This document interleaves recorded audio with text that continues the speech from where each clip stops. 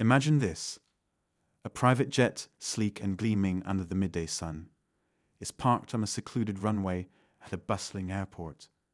Nearby, a swarm of police vehicles come screeching to a halt, their sirens slicing through the air. Officers pour out, guns drawn, their voices echoing as they bark commands. At the center of this sudden chaos stands a black man, tall, calm, and impeccably dressed, his hands raised in the air. His expression is a mixture of disbelief and frustration, though his posture remains dignified, almost regal. The scene is surreal.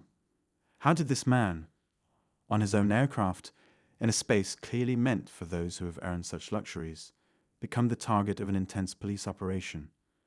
The officers seem sure of themselves, convinced they've caught someone who doesn't belong.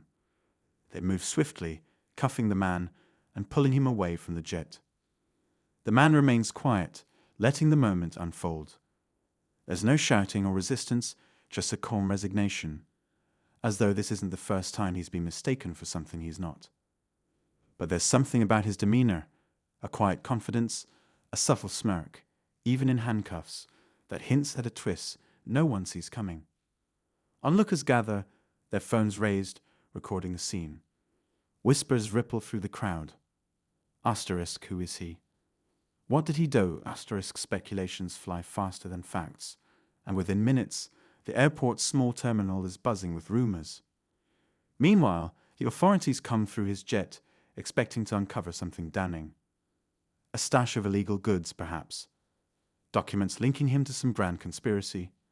But instead, what they find only deepens the mystery. Every detail about this man checks out. His paperwork is immaculate. His jet is spotless. And his identity is far more impressive than they could have imagined. But they don't know that yet.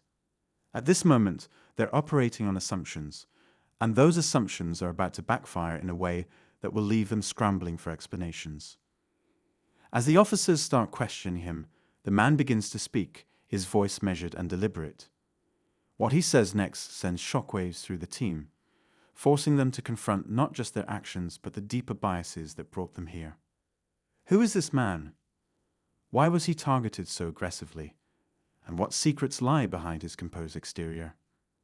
The answers will leave you questioning everything you think you know about snap judgments and appearances. Stay tuned, because this story is only just beginning. The man stood quietly on the tarmac, his hands now cuffed behind his back. The officers around him still seemed tense, their shoulders stiff, as though they were expecting trouble at any moment. But none came. He didn't argue, didn't shout, didn't protest the way they were handling him. He just stood there, calm and composed, as though this was just another moment in his day. A disruption, yes, but not an unfamiliar one. The crowd that had gathered was growing by the minute. Travelers paused mid-stride, dragging their suitcases along as they edged closer to the scene. Workers in neon vests whispered to each other, their radios crackling faintly in the background. Social media was already alight with speculation as videos of the arrest began to circulate. "Do you know who that is?" someone asked, their voice low but urgent. "No idea. He must have done something big to get this kind of response. Maybe he's a criminal, or some kind of fraudster." The theories ranged from outlandish to damning, but no one could settle on the truth. All they had were the images: a sleek jet, a man in designer clothes, and a line of heavily armed officers treating him like a high-value target. Inside the airport's operations room, things weren't much clearer. The officers had acted on a tip, someone claiming that the jet's owner was linked to illegal activities. But now, as they reviewed the documents retrieved from the plane, everything seemed legitimate. The man's name, credentials, and flight plans were all in order. No red flags, no glaring inconsistencies. "What's his name again?" one officer asked, flipping through a file. "Marcus Wright," came the reply. "And who is he supposed to be?" The officer hesitated, glancing down at the file again. "It says here he's the CEO of some investment firm. Multi-billion-dollar net worth. Philanthropist. But that can't be right. Why would someone like that be flying into a place like this without a massive entourage or media attention?" Another officer leaned back in his chair, skepticism etched across his face. Could be a fake. These types always have a way of covering their tracks. Let's not get too comfortable. Back on the tarmac, Marcus was being led toward one of the police vehicles. Despite his apparent calm, there was a weight to his silence that made the officers uneasy. His gaze didn't waver, but it carried an intensity that felt like it was cutting straight through them. "Do you have any idea who you are dealing with?" Marcus finally asked, his voice even but firm. The lead officer, a man with graying hair and a hard expression, snorted. "That's what we're about to find out." Marcus tilted his head slightly, as though considering his next words carefully. "You could have just asked." The officer ignored him, gesturing for his team to load Marcus into the back of the car. But the tension was beginning to shift. Some of the younger officers exchanged uncertain glances, their initial confidence starting to waver. Inside the jet, the search continued. Every drawer, compartment, and suitcase was being combed through meticulously. But what they found only made things stranger. Designer suits hung neatly in a wardrobe. A briefcase contained neatly organized documents, all bearing Marcus's name and the logo of a well-known investment firm. There were no weapons, no contraband, no signs of anything illegal. One officer pulled out a framed photograph from a side table. It showed Marcus standing next to a group of smiling children in a remote village, with a plaque in the background commemorating the opening of a new school. The caption at the bottom read, "Asterisk donated by Marcus Wright Foundation." Asterisk. "Hey, look at this," the officer said, holding up the photo. The lead investigator glanced over, his brow furrowing. What is that supposed to prove? People with money love a good PR stunt. But everything checks out. Another officer said hesitantly. The plane's registered to his name. He has no priors.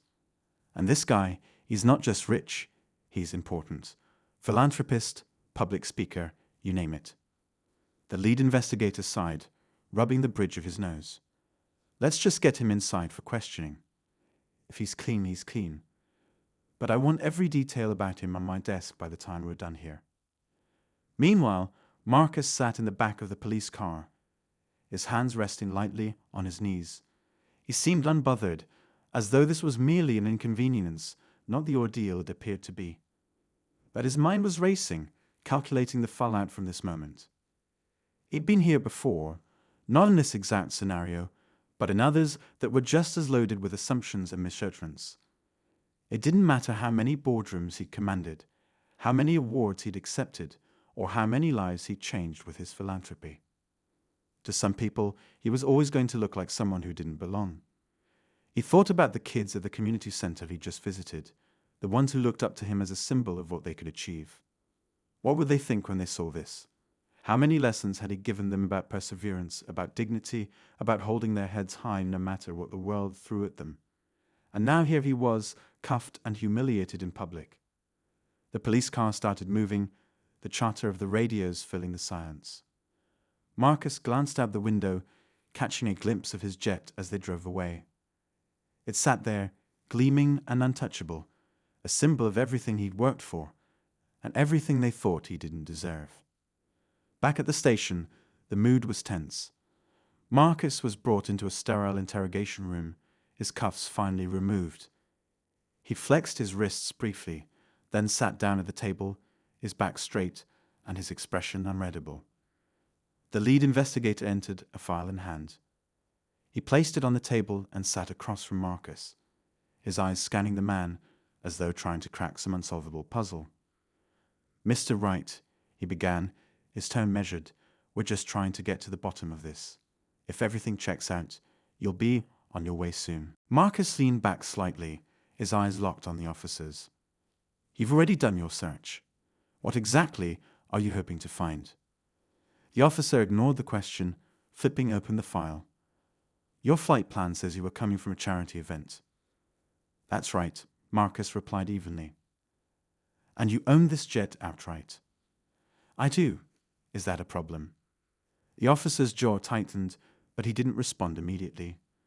Instead, he flipped through the documents, as though searching for something, anything, that could justify the scene at the airport. But the more he read, the clearer it became that there was no justification. And Marcus knew it. "You thought you had me," Marcus said, his voice calm but cutting. "You looked at me, looked at my jet, and thought, he must be doing something wrong." The officer didn't answer, but the flicker of discomfort in his expression was answer enough. The room fell silent, the weight of the moment pressing down on both men. Marcus leaned forward slightly, his voice dropping to a near whisper.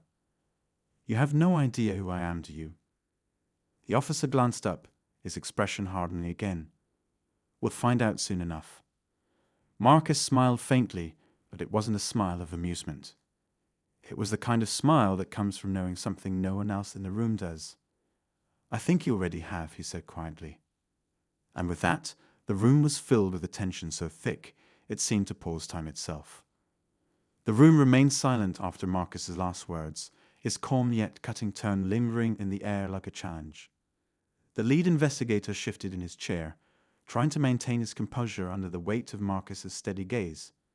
There was something unnerving about the man's confidence. For someone in his position, Marcus wasn't acting like someone caught off guard or cornered. If anything, he seemed in control, as if this entire situation was unfolding exactly how he expected it would. The officer leaned forward, deciding to change tactics. "Look, Mr. Wright, this doesn't have to be difficult. We're just trying to figure out why we received a tip about your jet. Someone seemed pretty convinced there was something worth investigating." Marcus arched an eyebrow, his face unreadable. "And what exactly was this tip? That I owned a plane? That I flew it legally from one city to another?" "You tell me," the officer shot back, frustration starting to seep into his tone. Marcus smiled faintly, but it wasn't warm. "Let me guess. The tip didn't come with specifics, did it? Just a vague claim about something suspicious. Enough to justify storming a private jet with guns drawn, but not enough to hold up to scrutiny." The officer opened his mouth to respond, but stopped.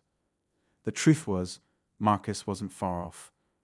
The tip had been frustratingly vague, anonymous, no follow-up information, and delivered in a way that made it difficult to verify. But it had been enough to set this entire chain of events in motion. "I'll admit," Marcus continued, his voice steady, "I'm curious about one thing. How often do you get these kinds of tips? And how often do you respond with this level of force? Or am I just special?" The officer stiffened, his discomfort now palpable. Marcus didn't push further, though. He didn't need to. The implication was clear, and the weight of it hung between them like a heavy curtain. Elsewhere in the station, tension was building among the officers who had been involved in the arrest. The younger ones, still new to the job, were starting to question the situation. They had followed orders, but now, as more information about Marcus trickled in, doubt crept in alongside guilt. "Did you see the search report?" One whispered to another. "Yeah, nothing. Not a single thing out of place." "So why are we still holding him?" "I don't know, man. But I'm telling you, this feels wrong." As they spoke, one of the officers pulled up Marcus's name on his phone, scrolling through a stream of news articles and profiles. The picture they painted was staggering. Marcus Wright wasn't just wealthy. He was a titan in the world of finance, a self-made billionaire who had built his empire from the ground up. But beyond the money, it was his philanthropy that stood out. There were articles about schools he had built in underserved communities, programs he funded to mentor young entrepreneurs, and scholarships that had sent hundreds of students to college. There were glowing testimonials from people whose lives he had changed, stories of hope and opportunity that wouldn't have existed without him. And yet, none of that had mattered in the moment they decided to cuff him. In another corner of the station, the officer who had searched Marcus's jet was grappling with his own unease. The framed photograph he had found on the plane lingered in his mind. He had picked it up expecting it to be part of a carefully curated facade, a way for someone to appear legitimate while hiding something darker. But the more he thought about it, the less that narrative seemed to fit. The man in that photo wasn't just posing for a camera. His smile was genuine, his stance relaxed. The children around him weren't stiff or staged. They were laughing, their joy spilling over into the frame. It didn't look like a publicity stunt. It looked real. Meanwhile, back in the interrogation room, Marcus had grown tired of the game. He leaned forward, folding his hands on the table. "Let me save you some time," he said, his voice low but firm. "I know why you're holding me. It has nothing to do with a tip. It has everything to do with the fact that someone saw me, a black man, step off a private jet and decided that didn't make sense." The officer bristled, his jaw tightening. "That's not what this is about." "No," Marcus challenged, his tone cutting through the officer's defense. "Then what is it about? Because so far, all you've found is a man who followed every rule, filed every document, and did absolutely nothing wrong. So tell me, why am I still here?" The officer didn't respond, his silence speaking louder than any words could have. Marcus sat back, letting the quiet stretch out between them. He wasn't angry, at least not outwardly. But there was a fire in his eyes, a quiet determination that made it clear he wasn't going to let this go. Outside the room, the officers who had gathered to watch the interrogation exchanged uneasy glances. The realization was dawning on them, one by one, that this situation wasn't just a mistake, it was a mess. And it wasn't just Marcus who would walk away with scars from it. As the hours ticked by, the news of Marcus' arrest began to spread beyond the airport and the station. Social media was ablaze with outrage as more people learned who Marcus Wright was and what had happened to him. Hashtags demanding justice began trending, and videos of the arrest racked up millions of views. But not everyone was convinced. In the comments sections and on news panels, the usual debates raged. Some people leaped to Marcus' defense, pointing to his track record and the obvious biases at play. Others clung to the idea that there had to be more to the story, that no one gets arrested without a reason, that wealth and success don't exempt someone from suspicion. And through it all, Marcus waited. He knew that this moment, humiliating as it was, wasn't just about him. It was about something bigger, something he had been fighting against his entire life. Eventually, the lead investigator returned to the room, his face drawn and tired. He placed a fresh file on the table but didn't open it. Instead, he looked at Marcus, his eyes betraying a hint of unease. "You're free to go," he said quietly. But Marcus didn't move. He sat there, studying the man in front of him, his expression unreadable. Finally, he leaned forward, his voice steady. "It's never just about being free to go," he said. "It's about what happens when people like me are forced to prove we belong in spaces we've earned. It's about the assumptions you made before you even knew my name." The officer looked down, unable to meet Marcus's gaze. And in that moment, the balance of power shifted. Marcus wasn't just a man they had wrongfully detained. He was a mirror, forcing them to confront the biases they couldn't deny. And as Marcus finally rose from his chair, the weight of the moment hung heavy in the air, leaving everyone in the room to grapple with the uncomfortable truth. Marcus walked out of the interrogation room with slow, deliberate steps. His posture remained upright, his face calm, but there was no mistaking the tension in the air. Every officer he passed seemed to shift uncomfortably, avoiding his gaze. Some stood stiffly by their desks, while others busied themselves with paperwork or conversations that didn't need to happen. The weight of what had just transpired wasn't lost on anyone in that station. The officers hadn't just detained a wealthy man on a technicality. They had made a public spectacle out of an unfounded assumption. And now, with Marcus leaving uncharged and unharmed, they were left to face not only the backlash brewing outside, but the deeper implications of their actions. Marcus exited the station, his shoes crunching against the gravel as he stepped onto the pavement. A wave of cameras and reporters greeted him immediately, their voices colliding in a chaotic roar. "Mr. Wright, can you tell us what happened inside? Were you targeted because of your race? Do you plan to take legal action against the authorities?" The questions came fast and furious, but Marcus didn't flinch. He raised a hand, signaling for silence, and the crowd gradually quieted, their lenses still trained on him. "Today was a reminder," Marcus began, his voice steady but filled with quiet intensity. "A reminder that no matter how far we've come, we still have work to do. Assumptions were made about me, about my character, my intentions, and my right to occupy certain spaces, without any evidence. This isn't just about one man. It's about a system that allows these assumptions to turn into action. The reporters leaned closer, their microphones catching every word. Marcus wasn't yelling or emotional, but there was a sharpness to his tone that made it clear he wasn't holding back. "I was told I'm free to go," he continued. "That freedom doesn't erase what happened here. It doesn't erase the fear, the humiliation, or the message this sends to people who look like me. I have the resources to fight back, to tell my story, but what about those who don't?" He paused, letting his words sink in.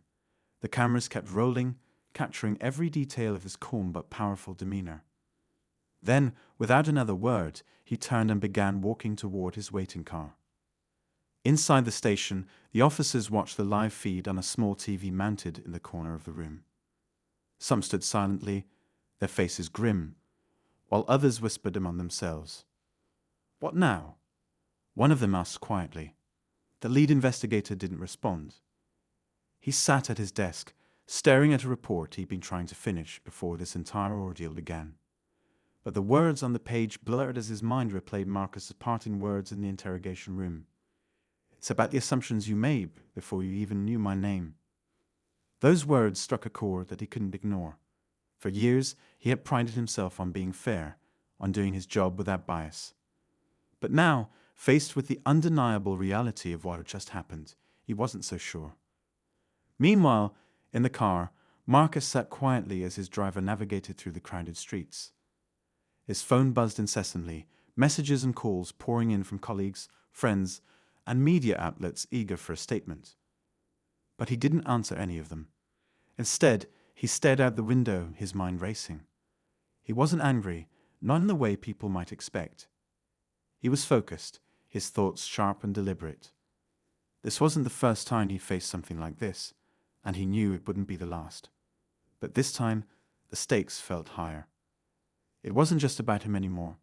The videos of his arrest, the images of him in handcuffs on his own jet, had already gone viral. The world was watching, and Marcus knew he had a responsibility to do more than just clear his name. As the car turned onto a quieter street, Marcus leaned forward, speaking for the first time since they'd left the station. "Take me to the foundation," he said, his voice firm. The driver nodded, adjusting their route. Marcus needed to be with his team, the people who had stood by him through every challenge and every victory. Together, they would figure out how to turn this moment into something meaningful, something that could spark real change. At the Foundation's headquarters, the atmosphere was electric. Staff members huddled around laptops and phones, monitoring the growing online conversation. The hashtags in support of Marcus were trending worldwide, but so were the criticisms and doubts. "People are already twisting the story," one staffer said, scrolling through a stream of comments. "Some are saying he must have done something wrong to get arrested in the first place." "Let them talk," another replied. "The truth will come out. It always does." When Marcus walked through the doors, the room fell silent. All eyes turned to him, their expressions a mix of relief and determination. He paused for a moment, taking in the scene, then smiled faintly. "We have work to do," he said simply. The team sprang into action, brainstorming strategies and crafting messages to counter the narrative forming online. Marcus joined them, his focus unshaken. This wasn't just about damage control. It was about taking control of the story, of the conversation, and of the opportunity to shed light on the deeper issues at play. But as the night wore on, Marcus couldn't shake the feeling that something bigger was at stake. The anonymous tip that had triggered the investigation still loomed in the back of his mind. Who had made that call? And why? It wasn't just the randomness of the tip that bothered him. It was the timing.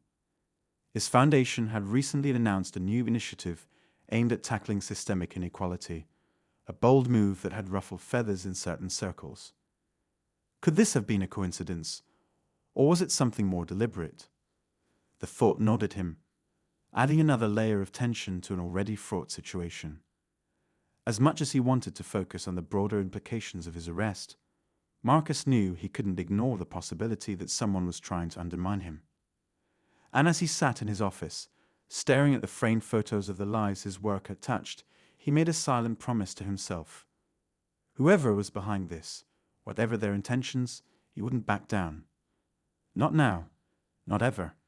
The air outside the foundation was cool and still, but inside, the atmosphere buzzed with purpose.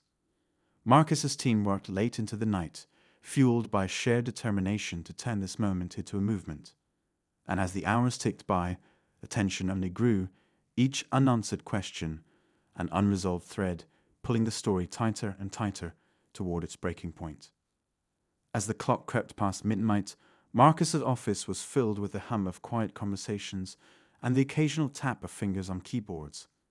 His team was relentless, working on statements, gathering evidence, and coordinating outreach to ensure the truth couldn't be buried beneath speculation.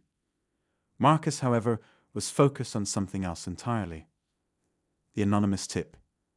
It was the thread that unraveled everything, and he couldn't shake the feeling that it wasn't random.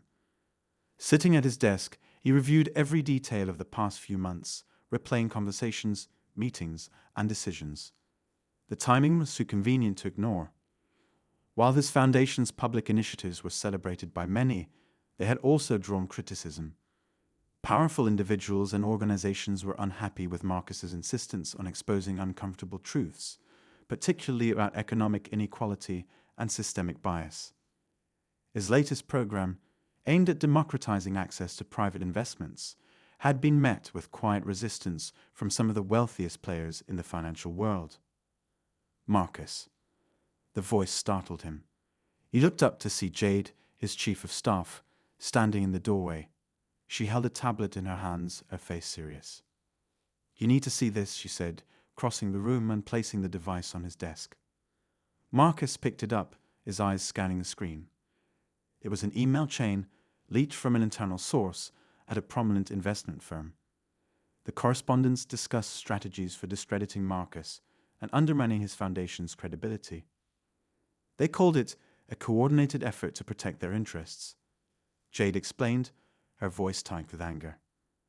And it looks like the anonymous tip came directly from one of their consultants. Marcus exhaled sharply, leaning back in his chair. The confirmation of his suspicions didn't bring relief.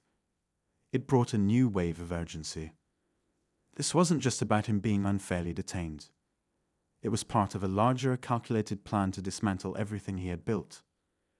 "Do we have proof they're connected to the arrest?" Marcus asked. "Not yet," Jade admitted, "but this email chain gives us a starting point.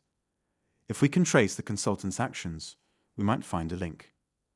Marcus nodded, his mind already racing with next steps. But before he could say anything, another team member burst into the office, their face pale. "You're going to want to see this," they said, holding up a phone. A breaking news alert flashed across the screen. It wasn't about Marcus. It was about the police station where he had been held earlier that day. A whistleblower had come forward, claiming that officers had been pressured to act on the anonymous tip despite a lack of credible evidence.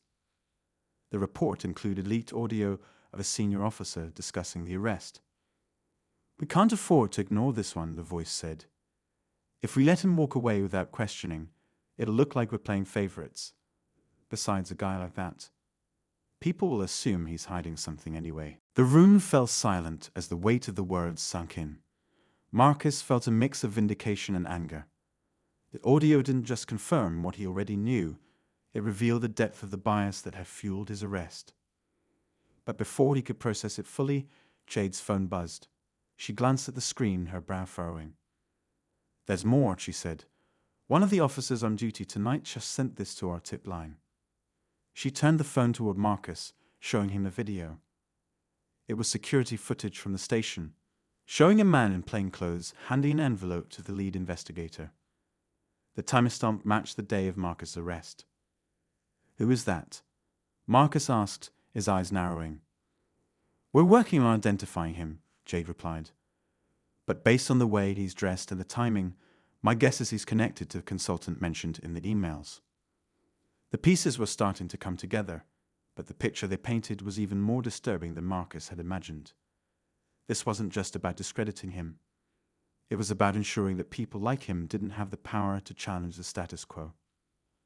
Marcus's jaw tightened as he leaned forward, his voice steady but charged with determination. "We're not waiting for them to make their next move," he said. "Let's expose everything, every connection, every lie, every person involved. This isn't just about clearing my name. It's about making sure they can't do this to anyone else."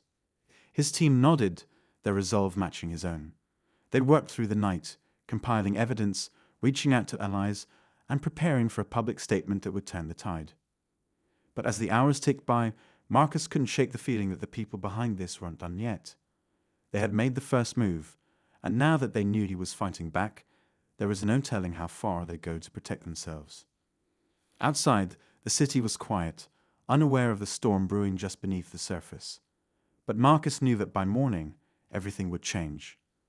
He wasn't just facing a battle for his reputation. He was stepping into a war that would test every ounce of his strength, resolve, and conviction. As dawn broke over the city, Marcus stood by the large window in his office, watching the first rays of sunlight spill across the skyline. The quiet moment was a stark contrast to the storm that had been raging all night. His team had worked tirelessly, piecing together a narrative that could stand up to scrutiny. The evidence they uncovered didn't just tell a story of bias. It revealed a calculated and coordinated effort to bring him down. The emails, the video footage, and even the whistleblower's recordings painted a damning picture. The consultant linked to the anonymous tip was, in fact, tied to one of the largest investment firms in the country, one that stood to lose billions if Marcus's latest initiatives succeeded. The envelope handed to the lead investigator contained an incentive to act on the baseless tip, ensuring Marcus would be detained long enough to create public doubt about his integrity. Marcus's team had crafted a powerful response. They planned to release the information through trusted media outlets while simultaneously addressing the public directly. But as they prepared to launch, Jade rushed into the room, her face tense. "Marcus, you need to see this," she said, handing him her tablet. It was a breaking news alert from a major network. The lead investigator at the station had just held a press conference. In a stunning turn of events, he had confessed to his involvement in the scheme. Standing before a sea of cameras, he admitted to accepting the bribe and following orders to act on the tip, despite knowing there was no credible evidence against Marcus. "I can't live with what I've done," the investigator said, his voice cracking with emotion. "Mr. Wright did nothing wrong, and I allowed myself to be used as a pawn in a much larger game. I'm deeply sorry." The room erupted into chaos as reporters shouted questions, but the damage was already done. The confession vindicated Marcus in the eyes of the public, exposing the corruption at the heart of the entire ordeal. Marcus set the tablet down, his expression unreadable. Jade looked at him, waiting for his reaction. "This is good," she said cautiously. "It proves everything we've been saying." Marcus nodded, but there was a shadow of doubt in his eyes. "It's too clean," he said. "Why now? Why admit everything when they were so close to pulling it off?" Jade frowned, her mind racing. Before she could respond, Marcus's phone buzzed. It was a message from one of his contacts in the media. The lead investigator's press conference had been orchestrated by the same firm behind the anonymous tip. "They're trying to control the narrative," Marcus said, his voice cold. "They're throwing him under the bus to make it look like this was all his doing. They're hoping to deflect attention away from the people who actually planned this." The realization hit like a punch to the gut. The firm was sacrificing one of its pawns to protect the larger players in the game. It was a calculated move, one that might satisfy the public's demand for accountability without exposing the deeper corruption. Marcus clenched his jaw, his mind racing. He couldn't let them get away with it, not after everything they had done. He turned to his team, his voice steady but filled with urgency. "Release everything," he said. "The emails, the footage, the recordings, every piece of evidence we have. Make sure people see the full picture." His team sprang into action, uploading the files to a secure site and sharing the link with journalists and activists. Within minutes, the story began to spread like wildfire. The evidence was undeniable, and it implicated some of the most powerful figures in the financial world. But just as Marcus began to feel a sense of relief, his phone buzzed again. This time, it was a private number. He hesitated for a moment before answering. "Mr. Wright," a voice said, calm and measured. "You've made your point, but I think we both know how dangerous this game can be." Marcus's grip on the phone tightened. "Who is this?"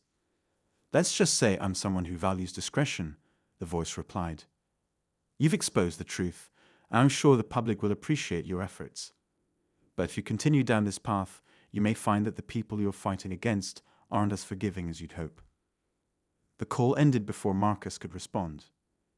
He stared at the phone, a mix of anger and unease washing over him. The battle wasn't over, not by a long shot.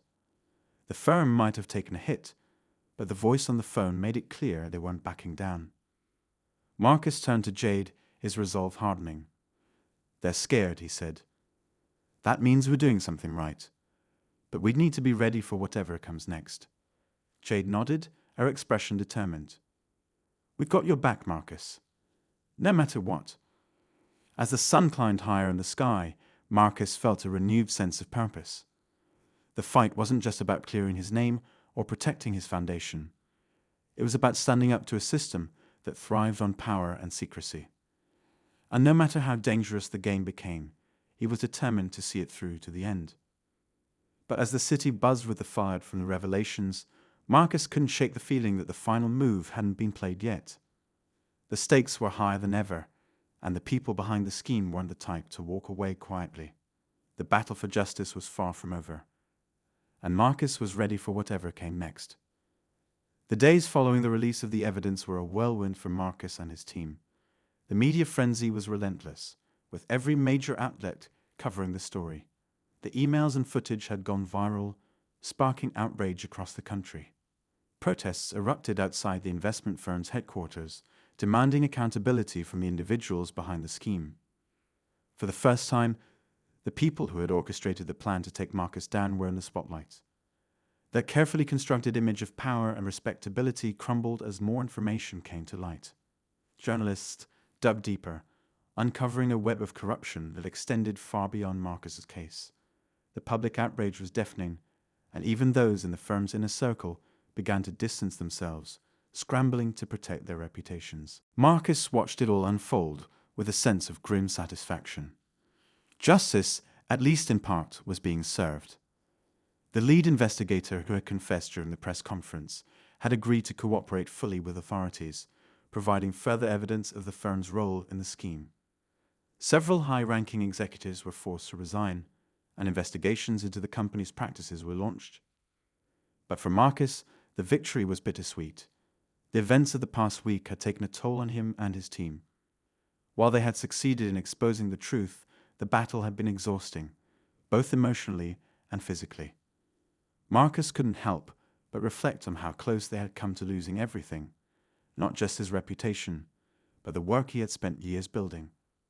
One evening, as the chaos began to settle, Marcus found himself sitting in his office, alone with his thoughts. A city light twinkled outside the window, casting a warm glow over the room. On his desk was a letter from a young entrepreneur who had been inspired by his foundation's work. "I used to think people like me couldn't succeed in spaces like this," the letter read. "But seeing what you've done has made me believe it's possible. Thank you for showing us what's possible." The words brought a small, genuine smile to Marcus's face. Despite everything he had been through, this was why he kept going. It wasn't about the money or the recognition. It was about creating opportunities and breaking down barriers for others. As he set the letter down, Jade walked in carrying 2 mugs of coffee.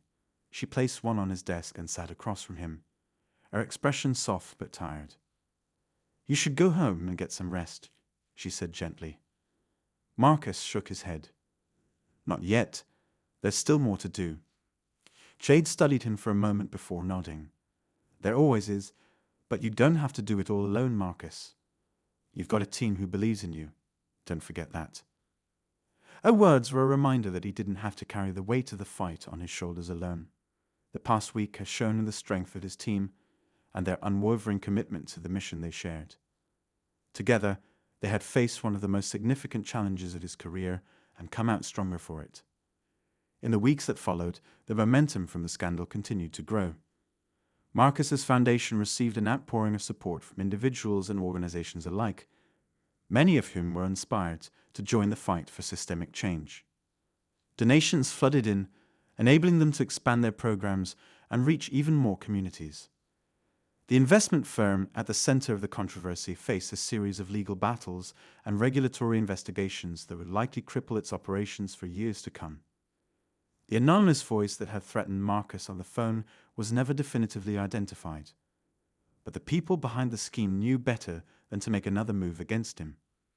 One day, as Marcus walked through the Foundation's bustling headquarters, he was approached by a group of interns who had been following his story closely. "How do you keep going after everything you've been through?" One of them asked, her voice filled with curiosity and admiration.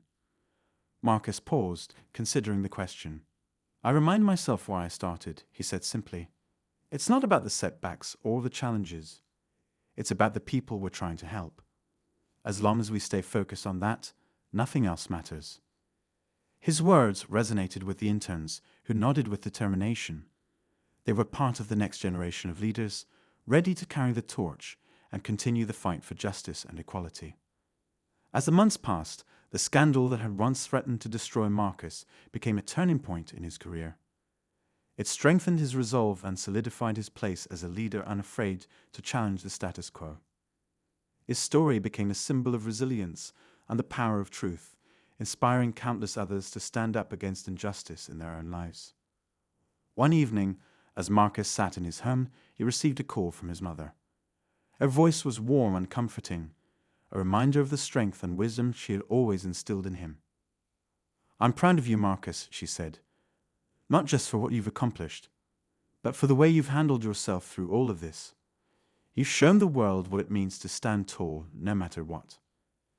Her words stayed with him long after the call ended. As he reflected on everything that had happened, Marcus felt a deep sense of gratitude, not just for the outcome, but for the lessons he had learned along the way. The journey hadn't been easy, but it had been worth it.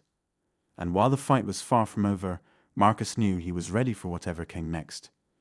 With his team by his side and his mission clear, he was determined to keep pushing forward, breaking down barriers and creating a better future for those who would come after him.